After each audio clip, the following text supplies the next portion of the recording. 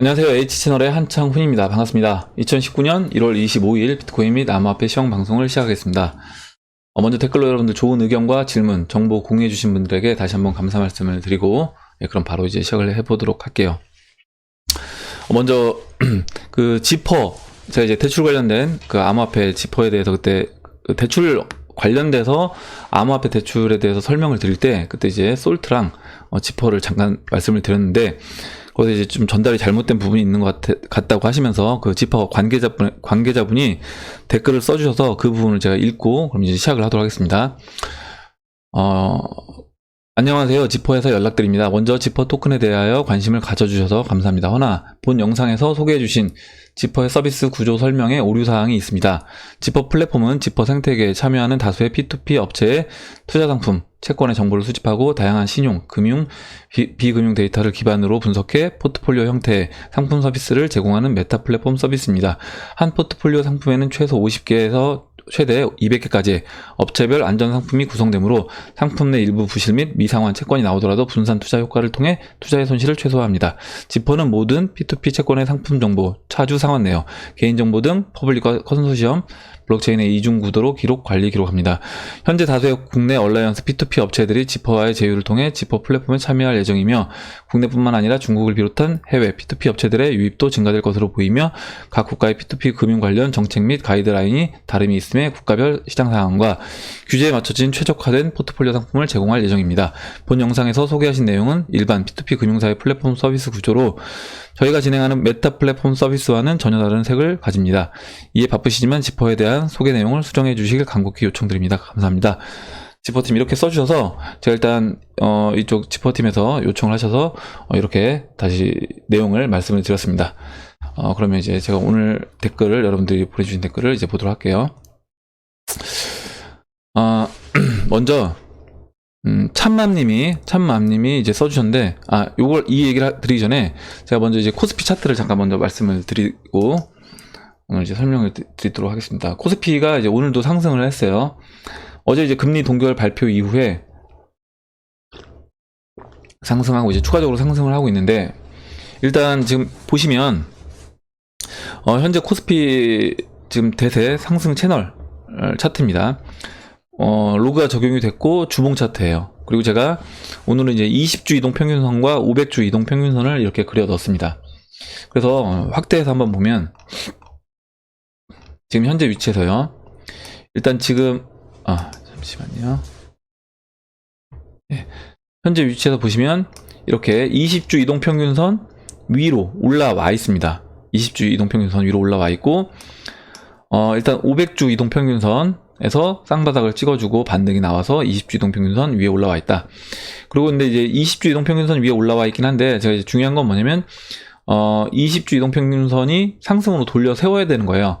이때도 보시면 그 9월달 작년 9월달에도 20주 이동평균선 위로 올라왔었지만 다시 재차 그 다음 주부터 이제 하락이 나와서 다시 추가적인 하락을 했기 때문에 지금도 여기서 돌려 세우는 지지를 받고 돌려 세우는 흐름을 보여줘야 된다 라는 말씀 드리고, 지금 이 현재 위치가 어디냐, 그럼 이제 그리고 주요 저항이 어디냐 라는 부분을 좀 말씀을 드리면 일단은 지금 2011년도 고점이 있어요.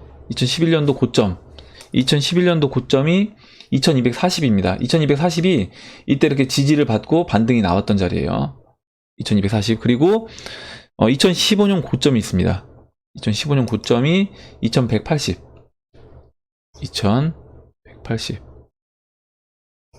네. 그래서 지금 이 저항 2180에서 2240 이 저항을 돌파하는 게 굉장히 어려울 거다 저는 보고 있습니다. 여기서 그럼 저는 이제 재차 하락할 것으로 보고 있는 거예요. 여기서 물론 추가적으로 더 상승을 해서, 그리고 갭자리도 있기 때문에 뭐 2240 언저리까지 상승을 해줄 수는 있겠지만, 그렇다라고 하더라도 재차 이제 하락으로 갈 확률이 크다라고 말씀을 드리고, 만약에 이제 코스피를 그럼 상승장으로 우리가 인정을 하려면 마찬가지로 20주 이동평균선이 돌아 나가야 된다. 20주 이동평균선이 지금 제가 그 비트코인에서 말씀드리는 것처럼 20주 이동평균선이 상승으로 턴을 해야 되는 거고요. 이 지금 위치가 보시면 여기 이제 고점 2018년도 1월달 1월 29일날 고점 찍고요. 보시면 이렇게 볼 수 있어요. 엘리어트 파동으로 이제 1, 2, 3, 4, 5 이렇게 볼 수 있는 겁니다. 이렇게 이제 하락이 나왔고요. 하락이 마무리됐어요. 일단 마무리되고 500주 이동평균선에서 반등이 나왔다. 근데 이제 이렇게 보시는 분들도 있는 거죠. 쌍바닥을 찍고 20주 이동평균선 위로 올라왔기 때문에 이제 상승으로 갈 수 있다라고 볼 수도 있는 겁니다. 이거 이제 보는 관점에 따라 다른 거예요. 차트는. 그러니까 해석하기에 따라 다른 거고요. 근데 제가 보는 관점은 지금 이 위치가 제가 이제 지금 이번에 올 위기가 IMF 때랑 이제 비슷한 그런 IMF보다 오히려 이제 큰 위기다라고 말씀드리잖아요. 90년 만에 한 번 오는. 그렇다라고 하면 이제 96년도, 97년도 IMF 때 어떤 우리 그 주식시장이 어떤 식으로 움직였었는지 그때를 한번 보자는 거죠. 그때를 한번 보면 이때가 이제 IMF잖아요. 98년도, 97년도, 98년도 이렇게 IMF 맞았습니다. 맞았고 이때 보시면 이때도 IMF 진입하기 전에 그 전해부터 하락이 시작이 됐는데 94년도에 보시면 이렇게 지금 1, 2, 3, 4, 5 하락까지 나왔고요. 여기서도 이제 500주 이동평균선에서 20주 이동평균선까지 이렇게 20주 이동평균선을 돌파하는 상승이 나왔습니다. 상승 나오고 그 이후에 다시 재차 하락하면서 이 500주 이동평균선을 이탈하면서 깨고 내려왔어요. 깨고 내려오고 이때는 깨고 내려온 후에 또 쌍바닥을 찍는 것처럼 보여주고 그 다음에 다시 이제 500주 이동평균선까지 반등 나오고 그 다음에 이제 재차 크게 하락했어요. 크게 하락했고 일단 지금 이 위치 지금 이제 96년도 9월달 자 여기 체크를 한번 해볼게요. 96년도 9월달 이 위치 이렇게 오파 하락 오파 하락이 마무리된 이 위치 그리고 500주 이동평균선까지 빠진 위치가 보시면 이 고점에서 빠진 위치가 94년도 11월부터 96년도 10월까지 거의 2년 동안 하락을 했습니다. 2년 동안 하락을 하고 그 다음에 96년도 10월부터요. 보시면 97년도 12월까지 이렇게 크게 일단 하락하고 반등하고 또 하락했죠. 그래서 1년 만에 이제 97년도 그 IMF 하락까지 빠진 겁니다. 그래서 2년 동안 이 우파 하락이 있었고 2년 동안 그리고 1년 만에 보시면 IMF 그리고 채널 바닥까지는 그 이후에 다시 반등 나오고 추가적으로 다시 빠진 거고요. 이렇게 됐습니다. 그래서 97년도, 98년도 예. 이렇게 되는데 그렇다라고 하면 지금 이 패턴대로 만약에 진행이 된다라고 했을 때 기간을 한번 생각을 따져 볼게요. 한번 기간을 계산을 해보면 지금 코스피가 작년 2018년도 1월달부터 1년 동안 이렇게 오파 하락을 한 겁니다. 여기서도 마찬가지로요. 1년 동안 오파 하락을 했고요. 오파 하락을 1년 동안 했어요. 보면 이때는 2년 동안 하락한 거고요. 지금은 1년, 그러니까 반으로 단축이 됐습니다. 그리고 1년, 그리고 이제 1년 총 뭐 채널 바닥까지 찍은 기간까지 한다라고 하면 이것도 2년이에요. 2년. 그렇기 때문에 그러면 2년이라고 할게요. 채널 바닥까지 계산해서 대략 이제 2년 정도 채널 바닥까지 빠졌다 라고 보면 일단은 저는 이번 하락이 이때 이제 2년이잖아요. 그러면 짧게는 6개월에서 일단 그 1년 만에 큰 하락이 나왔기 때문에 짧게는 6개월, 그러니까 그 1년의 반인 6개월에서 2년의 반인 1년, 그러니까 6개월에서 1년 사이에 앞으로 이런 채널 하단부까지 터치하는 그런 흐름을 저는 보여줄 거다라고 보고 있습니다. 채널 하단부까지. 그러면 앞으로 이제 뭐 기간이 정확하게 맞아 떨어지진 않겠지만 뭐 경제 전체적인 돌아가는 상황이 바뀔 수 있기 때문에 한 6개월에서 1년 안에 이런 코스피에서 큰 하락이 한번 나올 수 있지 않을까. 그렇게 일단 IMF 때 나왔던 그 패턴이 그 500주 이동평균선하고 20주 이동평균선을 기준으로 해서 고점에서 500주 이동평균선까지 왔던 그 지점하고요. 지금 지점하고 그 기간을 계산한 거예요. 2년, 1년 계산하고 하락 기간 여기서 1년에서 2년 그리고 여기도 마찬가지로 그러면 6개월에서 1년 사이에 채널 거의 바닥까지 빠져주는 그런 하락이 나오지 않을까 그렇게 이제 예상을 해봤습니다. 예. 이것도 이제 어디까지는 어찌됐든 그 IMF 때 우리나라 이제 그 코스피 차트를 기준으로 해서 비교해서 한번 기간을 계산해 본 거고요. 코스피 차트를 이렇게 보고 다음 이제 댓글을 보도록 하겠습니다. 지금 참맘님이 써주셨고, 어제 제가 뉴스에서 간단하게 이제 말씀을 드렸어요. 그 제프 슈마어라는 사람이 다보스 포럼에서 비트코인 영원 갈 거다라고 얘기를 했는데, 일단 그 부분은 제가 쓴 부분을 얘기를 해보면, 일단 저는 그렇게 자신 있다라고 하면 선물 매도부터 해봐라 라는 말을 하고 싶고, 어제 말씀드린 것처럼 워렌 버핏이라든가 유명한 사람들도 그런 얘기를 했지만 2017년 말에 상승장이 왔다라는 거죠. 그리고 비트가 이제 영원 간다라고 하면 지금 뭐 벡터 거래소 오픈 준비 중에 있고, 제가 이제 엊그저께 영상에서 벡터 거래소 이제 오픈 임박했다라는 내용을 말씀드리면서, 그때 그 직원들, 추가적으로 직원들 8개 분야였나요? 8개 분야의 직원들을 추가적으로 뽑고 있는 걸 말씀을 드렸습니다. 그러면 그 벡터 거래소가 뭐하러 이거를 막 돈을 들여서 그 진짜 1000억 넘는 그 돈을 들여서 투자를 해서 이런 거래소를 준비를 하겠냐는 거죠. 그렇다라고 하면 결과적으로 이런 뭐 전문가라고 하는 사람들이 그냥 말로, 실질적으로 이 사람이 돈을 투입했다라고 하면 그나마 좀 믿을 수 있겠지만, 그렇지 않고 그냥 말로 하는 거는 너무 그거에 이제 의미를 부여하지 마셔라 라는 부분을 다시 한번 말씀드리겠습니다. 다음 보도록 할게요. 다음에 이제 김진구님이 써주셨는데, 궁금한 게 있는데요. 벡터 오픈 시 비트코인만 거래가 되는데 비트만 오르고 알트코인들은 안 오르는 게 아닌지 궁금합니다. 비트만 사놔야 하는지 궁금한데 합니다. 이렇게 써주셨는데요. 일단 그 벡트 대표인 그 켈리 리펠러가 한 기사에서 비트코인을 먼저 선택한 이유는 가장 유동적인 암호화폐로 이미 CFTC로부터 거래 허가를 받았기 때문이다 라고 설명을 했어요. 그리고 알트코인들도 추후 상장할 것이라고 얘기를 했습니다.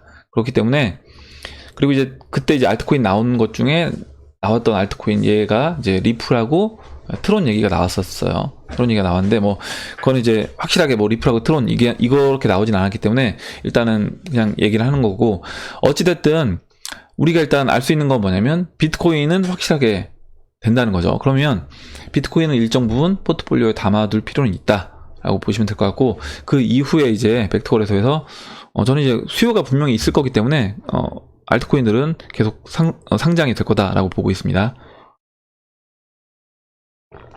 예. 그리고 다음 보도록 할게요. 예. 그리고 이제 김현준 님이 이제 제가 이제 말할 때 좀 조심스럽게 말하는 게 느껴진다. 그리고 민감한 시기여서 그런 것 같다. 이렇게 얘기를 해주셨고, 그런 것 같아요. 지금 뭐 개인 투자자들도 그렇고, 이런 개발하시는 분들도 그렇고, 이런 코인 만드는 회사들, 또 마찬가지로 암호화폐 만드는 회사 관계자분들도 만약에 상승장이라고 하면 당연히 그냥 여유 있는 마음으로 우리가 이제 이런 걸 받아들일 수 있습니다. 근데 좀 시장이 상황이 안 좋다 보니까 다들 이제 좀 예민해져 있는 거죠. 근데 제가 이제 계속 말씀드리지만 관점에 따라 다른 거예요. 사람이 항상 오히려 이럴 때일수록 저는 더 여유 있는 마음을 가져야 된다. 왜냐면 그렇지 않고 내가 너무 이런 부분에 대해서 스트레스 받고 민감하게 대응하다 보면 일이 잘 안 풀린다는 거죠. 그래서 오히려 좀 여유 있는 마음으로 투자하시는 분들도 마찬가지고요. 할 때 시장에 대해서 막 너무 이런 말 한마디 한마디에 예민하게 받아들이지 마시고, 아까 뭐 비트코인 영원 간다 이런 얘기도 사실 뭐 그 사람들 뭐 제가 봤을 땐 그렇게 중요한 사람 아니거든요. 그 이름도 기억 안 나는데 슈마어인가요? 뭐 슈마어 그 사람 사실 처음 들었어요. 저는 어제 처음 들었는데, 워렌 버핏이 그렇게 빠진다고 해도 올라가는 게 이 시장인데, 저는 시장이 상승하고 하락하는 거는 결국에 그 금융 세력이 자신들이 그려놓은 그림대로 이 그림을 그려서 완성해 나갈 거다라고 보고 있습니다. 그래서 결과적으로 아직 때가 안 됐기 때문에 올라가지 않고 이 시장이 지금 바닥에서 박박 기고 있는 것처럼 보이는 것 뿐이지, 때가 되면 올라가지 말라고 우리가 이제 막 악재가 나와도 올라가는 거예요. 그때는 악재 기사들이 나와도. 그렇게 보시면 될 것 같습니다. 예, 좋은 내용 얘기해 주셨고요. 그리고 이제 구름청사님이 오래간만에 이제 글을 써주셨어요. 오래간만에 글을 써주셨는데, 글자 크기를 좀 키워볼게요. 너무 작은 것 같아서. 예. 예. 일단 오래간만에 이제 글을 써주셨고, 작년에 이제 매집 끝내시고 12월에 이제 전액 투자하신 다음에 이제 좀 시장에서 떨어져 계시겠다라고 했었는데, 일단은 다시 한번 이제 글을 써주셔서 좀 여러분들하고 같이 읽어볼 부분만, 이제 좀 내용이 많아서 다 읽어드리긴 좀 어려울 것 같고, 일단 좋은 내용이 있기 때문에 여러분들도 꼭 한번 내용을, 댓글을 이제 읽어보시면 도움이 될 것 같습니다. 일단 그럼 읽어보도록 할게요. 저는 4차 산업의 선두에는 블록체인이 있고, 블록체인을 탄생시킨 비트코인은 이제 서서히 그 모습을 드러내면서 결코 5차 산업혁명 이전에 코인 역할을 분명히 하리라고 보기 때문에 1 비트코인은 내 무덤 끝까지 가지고 가리라고 마음을 먹고 계시다고. 예. 그래서 이런 것도 괜찮을 것 같아요. 그러니까 나중에 이제 시장이 진짜 올라가서 다 정리를 한다고 하더라도 1비트코인은 만약에 채널 상단부 진짜 고점이다라고 판단을 하더라도 뭐 1비트코인은 그냥 가져가 보는 거죠. 뭐 이런 전략도 저는 괜찮아 보입니다. 다만 현재 모든 코인 유튜버들이 금방이라도, 아니 금년 이내라도 2017년처럼 20배 30배 상승하여 다 부자 된다고 한다면서 바람을 불어넣어 대단히 우려스러워 한자 접고 떠나면서 금년 말이나 내년 초에 1년마다 내 코인 지갑을 열어볼까 합니다. 그래서 이제 뭐 제가 이제 그 리플 관련된 영상 6월달 올렸던 거, 그리고 이제 또 최근에 이제 뭐 얘기했던 부분, 아마 그런 부분이 이제 염려가 되셔서 써주신 것 같아요. 그러니까 뭐냐면 제가 이제 말씀드리는 건 저도 마찬가지예요. 여러분들한테 이런 그러니까 상황이 제가 이제 보이는 관점에서 일단 말씀을 드리는 거고, 저도 물론 기대는 합니다. 기대는 하지만 그렇다라고 해서 자금 관리를 그 6개월에 맞춰서 하면 안 된다는 거죠. 자금 관리는 우리가 마라톤이라고 생각하고 길게 끌고 갈 수 있는 그 체력을 비축해 놓은 상태에서 이 시장에 참여해서 가야지 성공할 수 있는 거지, 만약에 뭐 6개월 뭐 올해 안에 내가 승부를 보겠다 뭐 이런 식으로 마음 먹고 배팅을 하게 되면 분명히 그 결과가 좋지 않을 수 있다. 그러면 나중에 진짜 2년 3년 뒤에 시장이 뭐 20배 30배 100배 뭐 1000배 올라간다고 하더라도 그 전에 내가 어쩔 수 없이 생활비 때문에, 아니면 갑자기 이제 목돈이 들어가게 돼서 그 부분을 정리를 하게 되면 손해를 볼 수밖에 없는 거예요. 그렇기 때문에 그 부분이 가장 중요하다. 그 부분이 염려가 되셔서 그렇게 이제 써주셨고, 지금 이 구름청사님 같은 경우 보니까 예전에 이 닷컴 버블일 때 실제 이제 이쪽 분야에서 일을 하셨었다고 그렇게 얘기를 해주셨습니다. 그래서 그 부분에 대해서 좀 이제 염려가 돼서 아마 이런 내용을 이제 써주신 것 같아요.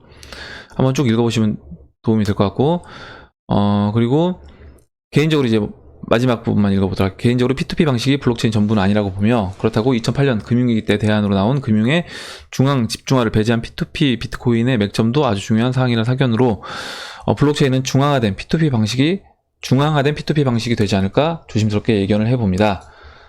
그러면 이제 약간 뭐 리플이 중앙화됐다, 탈중앙화됐다 얘기가 많잖아요. 아마 이런 부분에 의견으로 좀 보셔도 될 것 같아요. 중앙화된 P2P 방식. 그래도 이제 미국이 앞을 잘 내다보고 있는 것 같습니다. 이렇게 얘기해 주셨고, 그래서 이렇게 되기까지 적어도 짧으면 2에서 3년, 길면 5에서 6년 정도까지 되어야 살아남는 코인의 상승은 기대해 볼 수 있을 것입니다. 얼마 전에 이제 리플 금년 안에 10,000원 간다 제목을 보고 이제 놀라셔서 했고, 이렇게 이제 내용을 써주셨습니다. 그래서 이 방송을 보는 모든 분들이 이제 행복한 날이 빨리 오기를 기도한다 이렇게 얘기해 주셨는데, 저도 마찬가지예요. 저도 마찬가지고, 일단 제가 그런 영상 올린 부분에 대해서는 어떤 지금 그 뉘앙스로 이제 얘기를 해주셨는지 써주셨는지 저도 충분히 이제 이해를 하고 있고, 그 부분에 대해서 제가 그래서 앞으로는 여러분들한테 만약에 뭐 가격, 제가 이제 보는 관점이니까 그렇게 보이기 때문에 이제 말씀드리는 거예요. 코스피 아까 제가 하락을 본다고 말씀드린 부분도 제가 97년도 IMF 때 그때 상황과 지금 딱 코스피 시장을 봤을 때 그렇게 제가 보이기 때문에, 어찌됐든 제 영상에서는, 제 방송에서는 제가 이제 시장을 보는 관점을 전달을 해 드리잖아요. 물론 이제 그 부분에서 대신 저도 이제 조심스럽게 좀 접근을 해야 되겠다라는 부분을 생각을 했고, 되도록이면 가격 예측을 하는 영상을 하게 되면 그 전에 먼저 영상에서 그런 얘기를, 가격 예측을 하기 전에 제가 한 번이라도 여러분들한테 자금 관리하는 부분에 대해서, 그리고 그런 예측에 대해서 다시 한번 좀 조심스럽게 접근하는 거를 말씀을 드리고 하도록 하겠습니다. 일단 긴 내용을 이렇게 써주셔서 감사드리고 다음 내용을 보도록 할게요. 그리고 이제 네이선팡님이 어제 이제 내용을 써주셨는데 일단 구독자가 이제 많아지면 많아질수록 다양한 사람들이 나올 것 같다 얘기를 해주셨고, 그럼 저는 이제 다양성은 저는 인정을 하는 겁니다. 다양성은 인정하고 당연히 다양한 의견이 있을 수밖에 없다라고 생각을 해요. 그리고 제가 이제 그런 어떤 뉘앙스로 얘기를 안 했다고 하더라도 상대방은 그렇게 또 느낄 수도 있는 거예요. 그런 것도 이제 다 다양성의 하나라고 저는 보고 있습니다. 그리고 일단 또 BTC 마켓 어제 이제 리플 차트 얘기를 해주셔서 제가 그 부분에 관련돼서 물론 제가 보는 관점하고 약간 차이 있긴 한데 어제 네이선팡님이 보신 부분, 그래서 이제 8월 16일에서 9월 16일 패턴과 지금 12월 23일에서 1월 23일 패턴 차트 모양이 비슷하다, 그 부분을 가지고 어제 차트 말씀을 드릴 때 얘기를 한번 드렸습니다.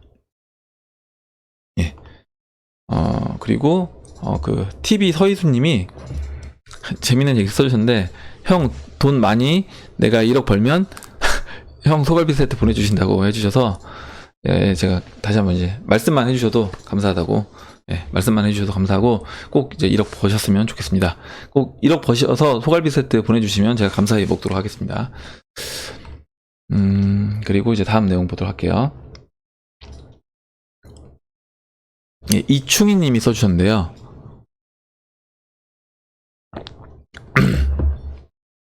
암호화폐가 폭등하면 세계 부자 순위도 뒤바뀔 듯 합니다.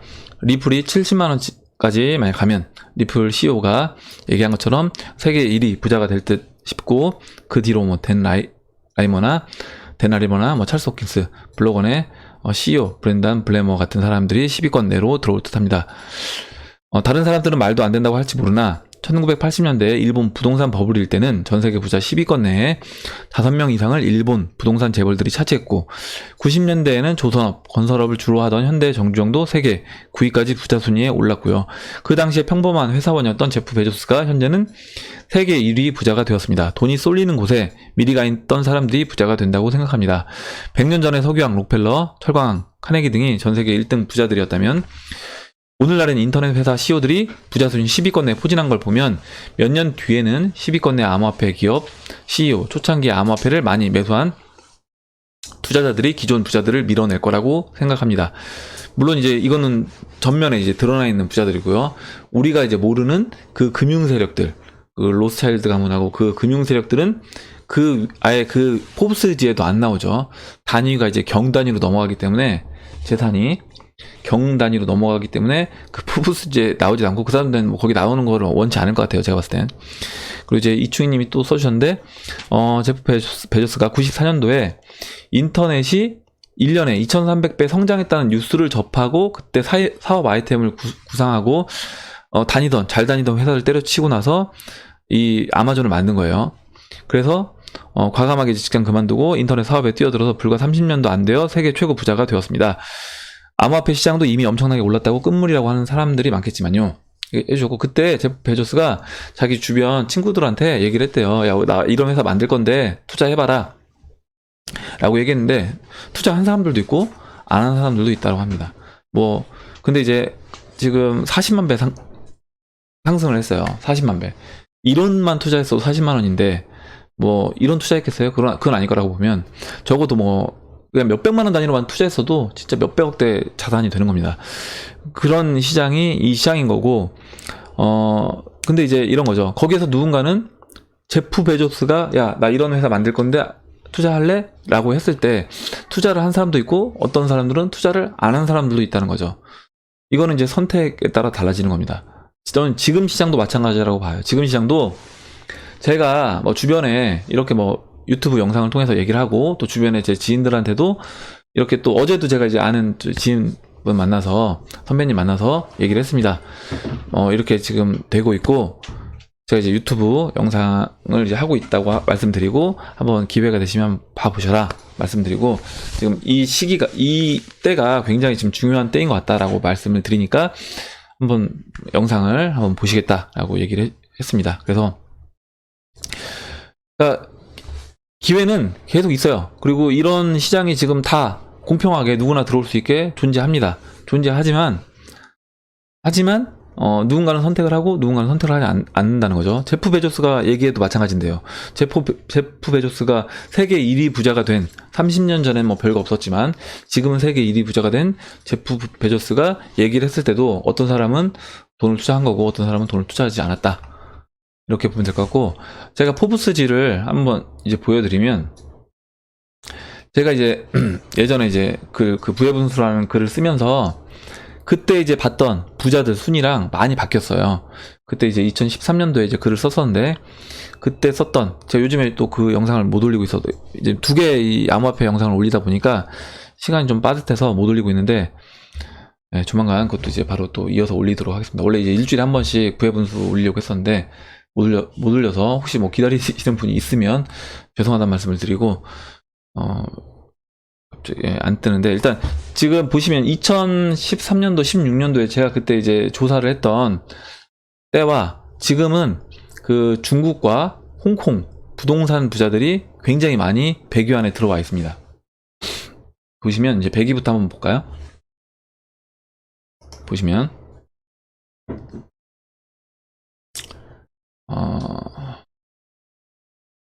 지금 예. 이제 중국하고 홍콩 부자들은 거의 대부분 뭐 부동산 관련된, 뭐 지금 이 사람은 이제 오토모바일이고요. 그러면 이거는 인터넷 미디어고 87이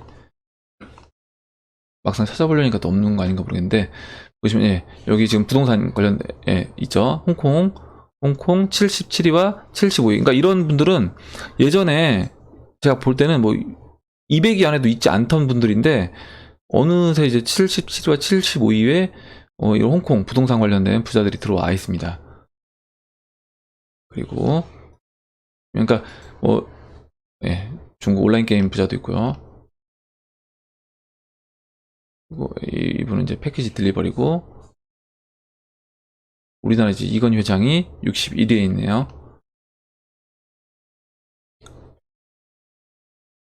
예, 홍콩 카지노 부자가 지금 50위에 있고, 막상 또 찾아보니까 별로 없는 것 같기도 한데, 일단은 차이나 중국 부자의 여기 중국 부자의 43위에 37세고 이제 부동산 하시는 여자분이 있고, 그리고 여기 또 26위에, 그러니까 이런 분들은 예전에는 거의 뭐 100이 다 바깥이었거든요. 근데 지금 26위, 24위까지 올라온 거예요. 중국하고 홍콩 부자들이 지금. 이분도 이제 24위도 이분도 홍콩이고요. 그리고 이분 24위 두 명이네요. 24위가 공동인데 차이나 홍콩 이렇게 있습니다. 그리고 또 여기도 이제 홍콩 리카싱, 이분은 이제 뭐 여러 가지, 그러니까 부동산도 하시고 뭐 여러 가지 우리나라처럼 뭐 그러니까 대기업이죠. 이것저것 사업 다 하시는 인 거고, 이렇게 있습니다. 뭐 잭마가 이제 지금 마윈이 20위에 있네요. 그래서 보시면 일단은 뭐 홍콩하고 중국 관련된 부자가 한 6명 정도 되는 것 같아요. 눈에 보인 부자 6명 정도 되는데, 그 6명이 예전에는 한 명도 이 100위 안에 없었던 사람들입니다. 근데 2016년 이후에 최근에 이제 2017년, 2018년에 그 중국과 홍콩 부동산 가격이 올라가면서 지금 신규로 들어온 100위 안에 부자가 6명 정도가 중국과 홍콩에 부동산 부자가 생겼다라는 부분이에요. 그럼 그 얘기 뭐냐면, 분명히 이제 그 부동산 관련돼서 충분한 어떻게 보면 버블이 만들어진 거죠. 버블이 만들어졌기 때문에 이런 이제 부자들이 나온 거고요. 현재.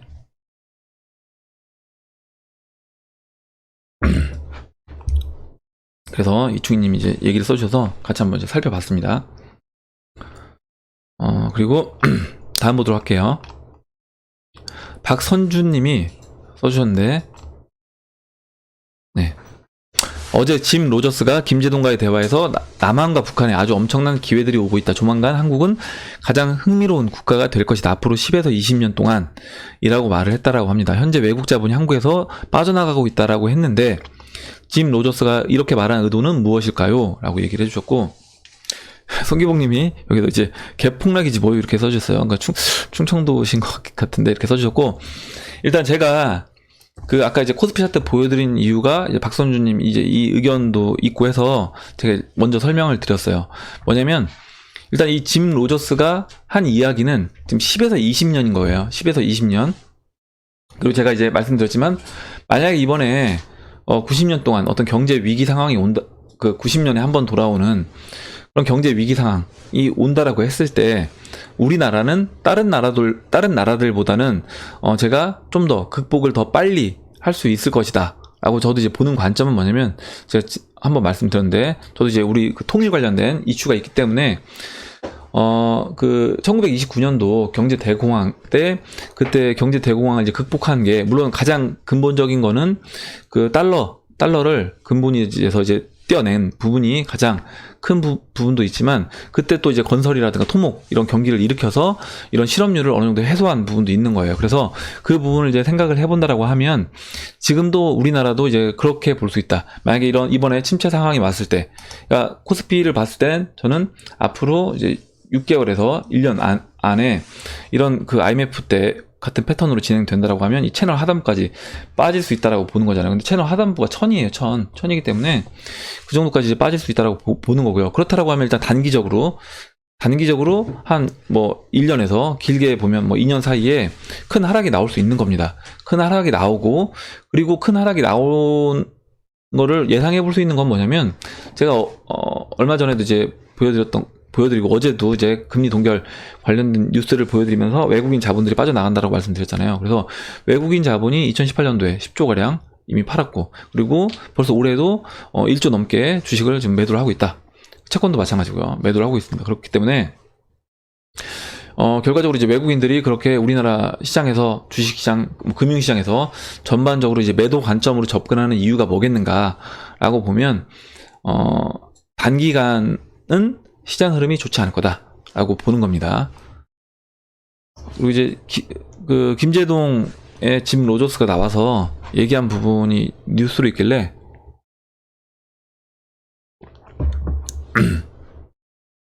그 짐 로저스가 예전에 우리나라에 대한 젊은이들한테 이제 충고를 해준 내용 중에 이제 그런 얘기를 했어요. 우리나라 젊은 사람들이 너무 부동산 너무 그 공무원이 많이 되려고 한다. 공무원 경쟁률이 너무 높다. 그러면 그러니까 짐 로저스가 그때 이제 그 얘기를 해줬습니다. 우리 한국 청년들에게 해주고 싶은 말 했을 때 그래서 한반도에 이제 많은 기회가 생길 것이다. 공무원이 되려고 하지 마라. 빚을 만들지 말고 자신이 좋아하는 것을 해라. 이렇게 이제 충고를 해줬고 그만큼 이제 북한과 남한이 통일이 된다라고 하면 엄청난 기회가 올 거기 때문에 그렇게 이제 보고 있는 거다라고 얘기했고 한번 좀 내용을 읽어보면요. 로저스는 또 남한과 북한에 아주 엄청난 기회가 오고 있다고 언급했다. 그는 한반도가 통일되고 개방되면 20년간 한반도가 세상에서 제일 주목받는 나라가 될 것이다 라며 북한에 정말 투자를 하고 싶다라고 했다. 지금 북한은 1981년 중국과 같다. 덩샤오핑이 등소평이 이제 한국과 같은 길을 가는 중이라며 모든 사람이 변화를 원하고 있다. 북한도 통일을 원하고 있고 드디어 변화할 준비가 됐다. 고 말했다. 북한의 경제 개방에 대해 남한의 자본과 경영기술, 북한의 풍부한 천연 자원과 값싸고 숙련된 노동력을 활용할 수 있다며 북한은 중국의 접경 지역이므로 남북한 모두 미래가 밝다고 설명했다. 투자 손실 위험에 대해선 북한은 모든 게 저렴하기 때문에 투자 위험도 낮다고 강조했다. 이렇게 얘기를 했고 저도 그래서 이번에 올 침체 국면을 우리나라는 다른 나라보다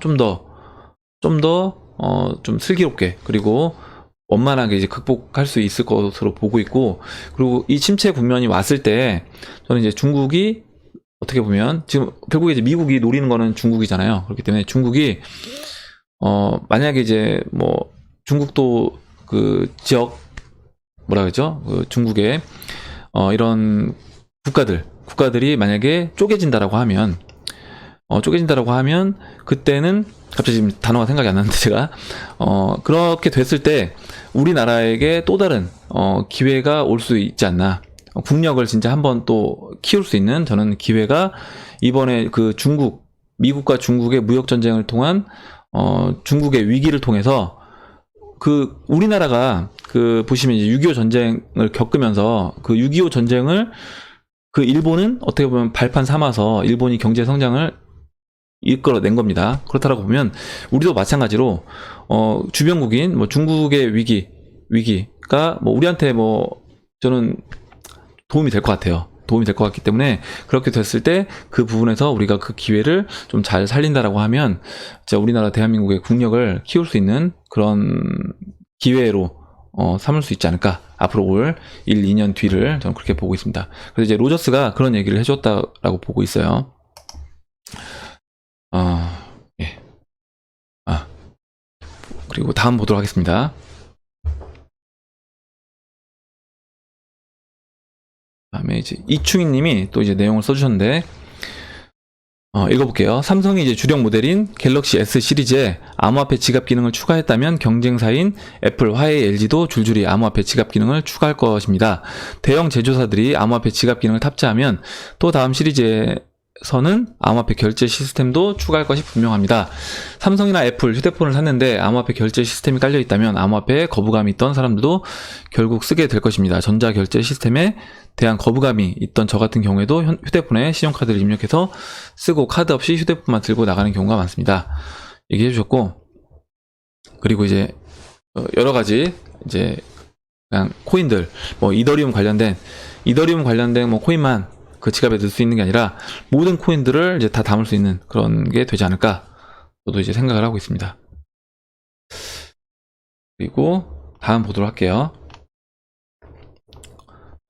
송기봉님이 이제 내용을 써주셨는데, 현재 이제 다우가 반등 마무리 시점인데 약 3주 정도 더 버틸 거로 이제 예상이 되고 있습니다.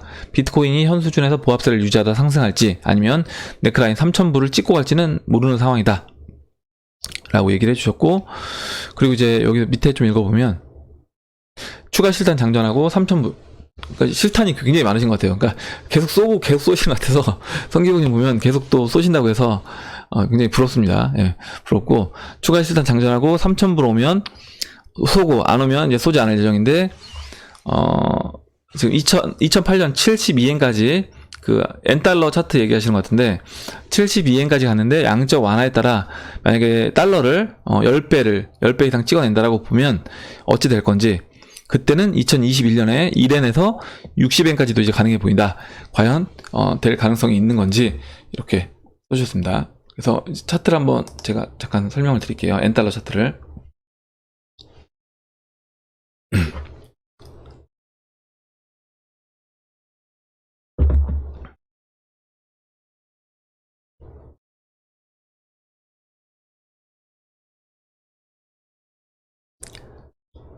잠시만요. 아까 제가 그 중국 관련된 얘기할 때 그 소수민족 국가 독립 그거에 대해서 그 소수민족 갑자기 생각이 안 나서 지금 생각이 났습니다. 예. 가끔 이렇게 좀 나이가 들다 보니까 단어가 생각이 안 날 때가 있더라고요. 그래서 굉장히 답답한데 막 검색을 해서 이렇게 찾아봐야 되는데 또 이제 방송 중이니까 그러기 뭐해서 그냥 자꾸 제가 머릿속으로만 생각을 하려다 보니까 좀 답답한 부분이 있었습니다. 예. 아마 젊으신 분들은 이해를 못 하실 수 있을 건데, 아마 나이가 이제 40대 이상인 분들은 아마 제가 느끼는 부분을 충분히 공감하실 거라고 보고 있습니다. 그리고 이제 N달러 차트, 달러 대 이제 엔화 차트를 잠깐 보여드릴게요. 주봉으로 바꿔보고요. 저보다 이제 또 더 나이가 많으신 분들은 젊은 사람이 왜 그러냐 이렇게 생각하실 수 있는데, 저희 어머니한테도 이제 이런 얘기하면 혼나는데 제가 가끔 일단 N달러 차트를 보여드리면 주봉으로 바꿨고요. 제가 좀 보기 좋게 차트를 수정을 하도록 하겠습니다.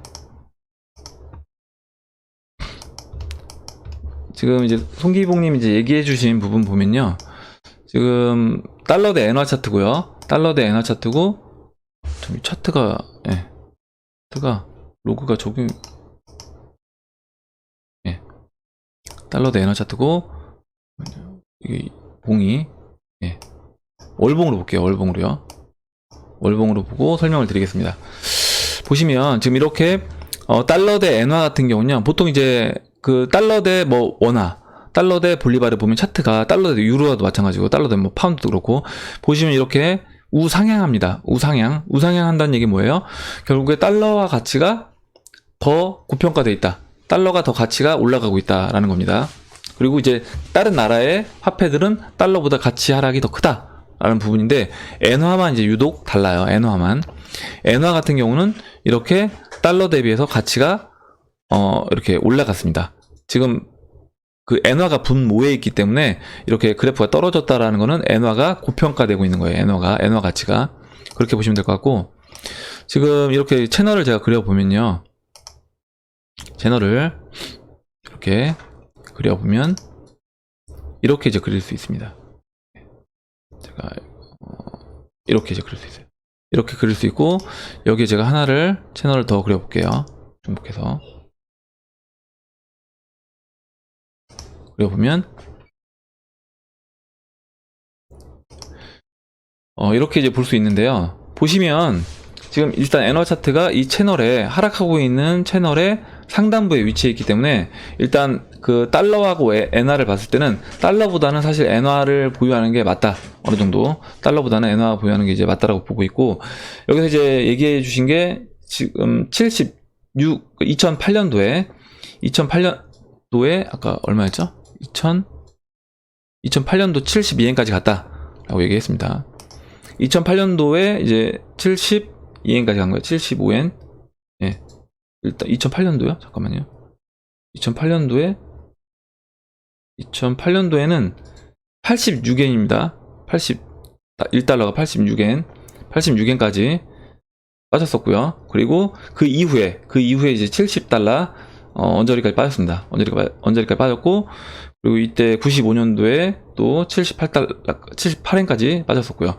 보시면 2021년에 만약 하락한다라고 했을 때 이렇게 이제 보는 겁니다. 2021년에 보면 하락한다라고 했을 때 이 지금 제 채널 안에 진하게 그려져 있는 이 보라색 영역, 여기 하단부까지 빠진다라고 하면 이 자리는 여기까지 빠진다라고 하면 61엔이 되는 거예요. 송기봉님 이제 얘기했던 61엔까지도 가능한 거고, 그 다음에 추가적으로 더 하락한다라고 하면 뭐 1엔까지는 쉽지 않아 보이는데, 뭐 40엔대 초반까지는 이때 95년도에 이제 하락한 걸 보면 채널 바닥을 좀 더 낮춰보면 40엔대 초반까지도 빠질 수 있다. 그러면 지금 이제 1달러가 109엔이니까 그러면 거의 이제 반토막, 달러 가치가 반토막 나는 거예요. 달러 가치가 반토막 난다 라고 보시면 될 것 같습니다.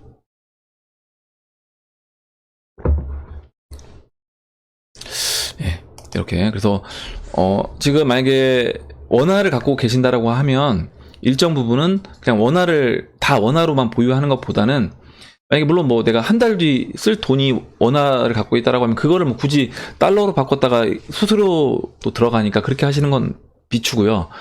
적어도 이제 한 1년 정도, 뭐 2년 정도 쓸 수 있는 여유 현금이 있다라고 하면 그 현금은 원화보다는 뭐 달러라든가 엔화로 좀 바꿔놓는 게 지금 차트를 봤을 때는 좀 나아 보이지 않나. 예. 제가 보는 관점은 그렇게 보고 있습니다. 그래서 2차 물타기 총알로 이제 만약에 그러니까 송기봉님 의견은 암호화폐가 빠지지 않는다라고 하면 그걸로 이제 엔화를 사겠다라는 내용을 써주셨고요. 그리고 이제 다음 보도록 하겠습니다. 다음으로는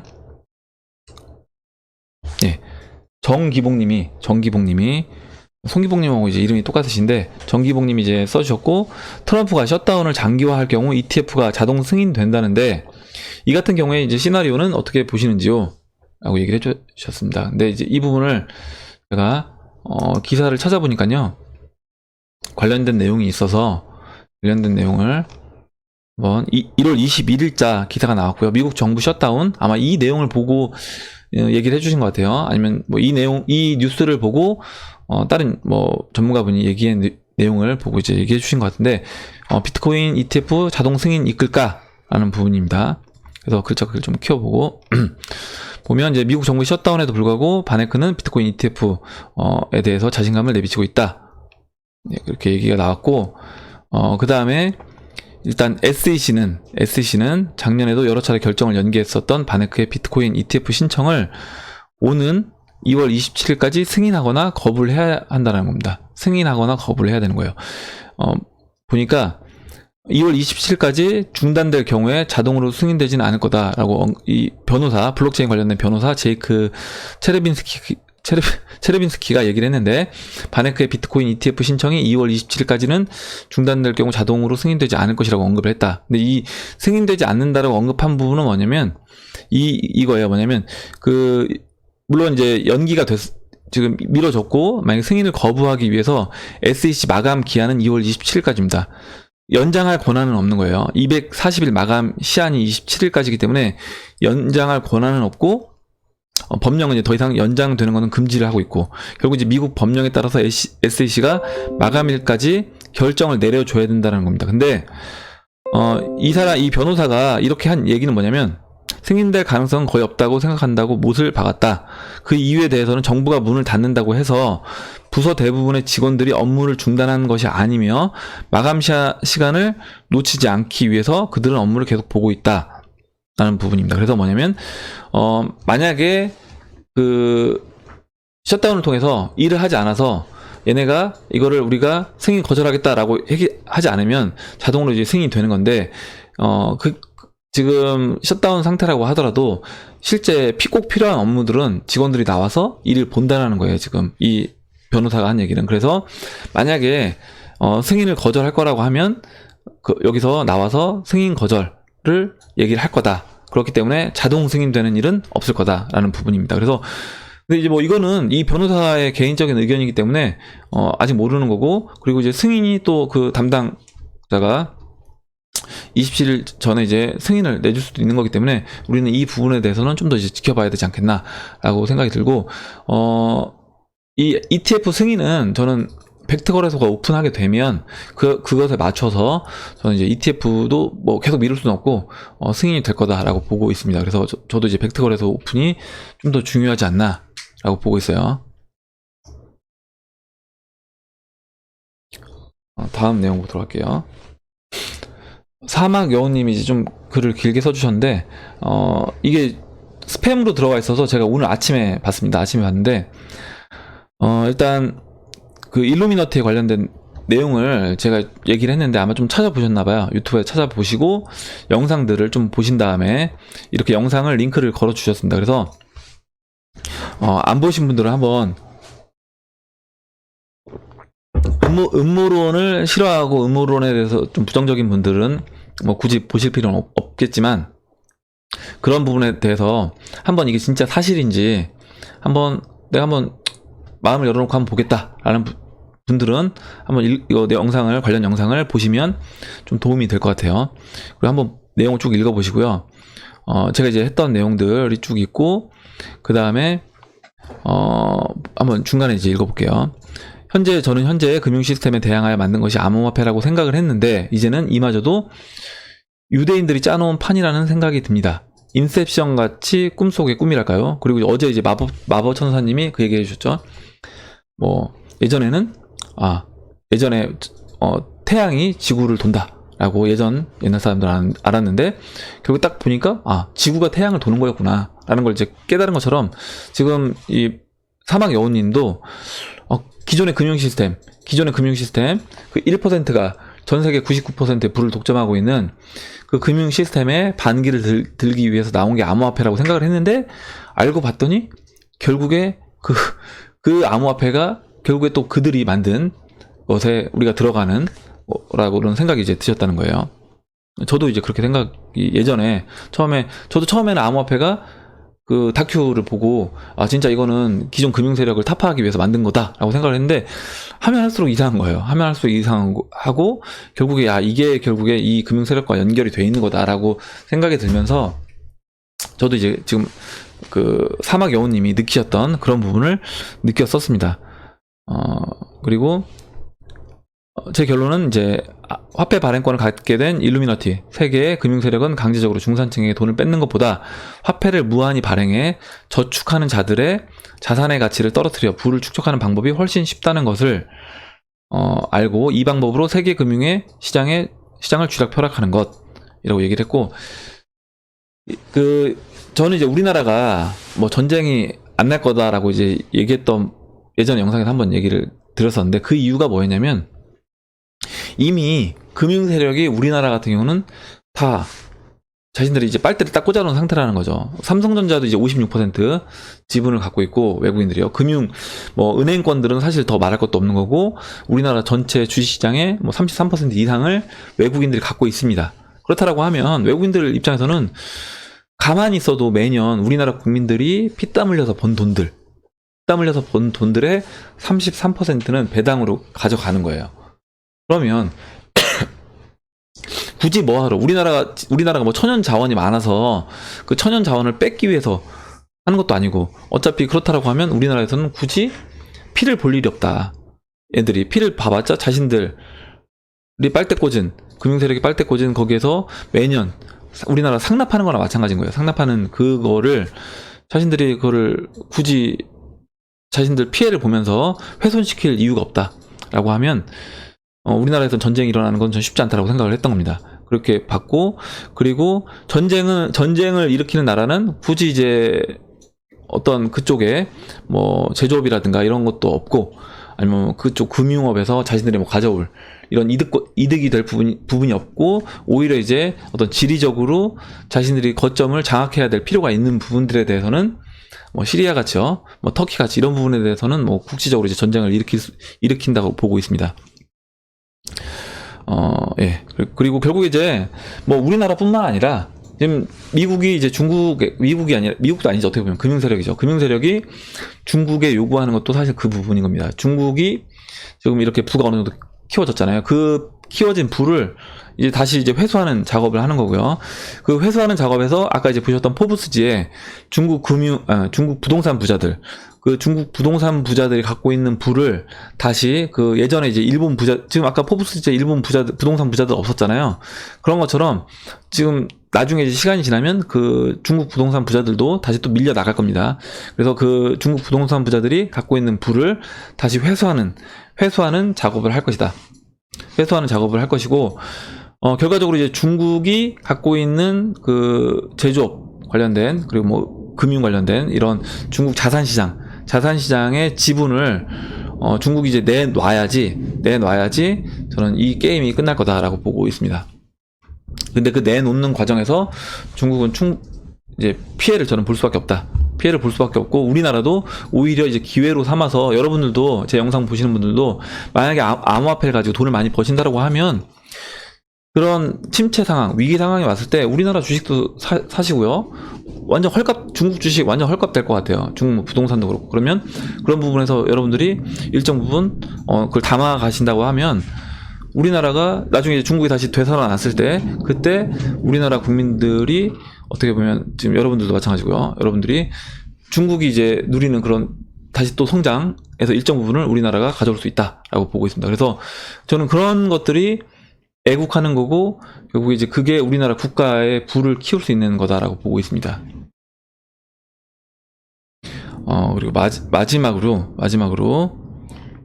와사비님이 찌라시를 하나 이제 보내주셔서 찌라시를 한번 보도록 하겠습니다. 지금부터 2월 8일 사이에 다우존스가 이제 큰 충격이 올지 모른다는 얘기가 들리는데, 일단 달력에 표시하고 가볍게 지나가시길. 그래서 10월 4일 하락을 맞춘 찌라시래요. 어떤 찌라시인지 모르겠는데, 그래서 제가 10월 4일 다우존스 차트를 보니까 한번 볼까요?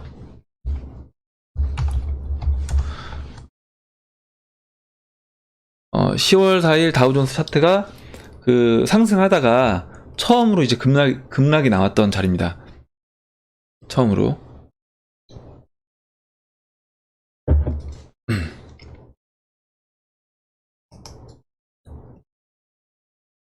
그래서 오늘은 좀 차트 설명을 많이 드리는 것 같은데 좀 지루하실 수도 있을 것 같아요, 여러분들.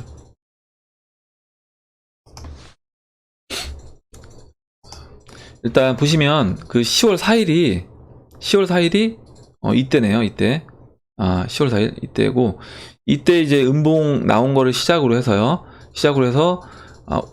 5거래일 뒤에, 제가 여기 댓글에는 제가 착각했네요. 10월 4일 하락의 시작을 알리는 장대 음봉은 아니었는데 아까 제가 차트를 잘못 봤네요.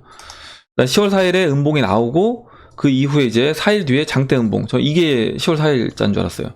10월